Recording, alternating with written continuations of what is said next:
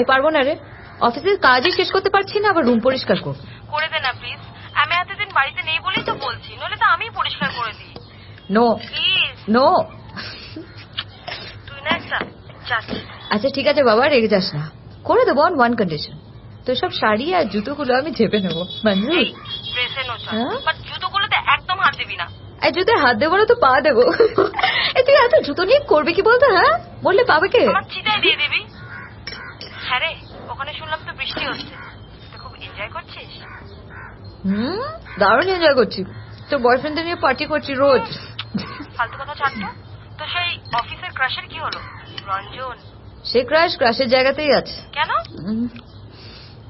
লজ্জা আমার সঙ্গে কথাই বলতে পারে না, লাজুক হয়ে এরকম ক্রাইম রিপোর্টার হলো কি করে কে জানে। একটা কথা বলছি শোন, আমার যে পিঙ্ক শাড়িটা আছে, আরে যেটা তোর খুব ভাল লাগে, সেটা পরে অফিসে যা, ওটা আমাকে 100% সাকসেস রেট দিয়েছে।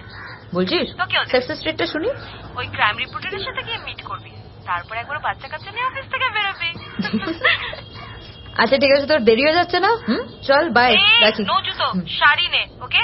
আর রুমটা মনে করে পরিষ্কার করে দিবি। না, সব জুতো শাড়ি সব ঝেবে নেবো, বুঝলি? Bye bye bye. আর তোর ফেভারিটটাও বাই।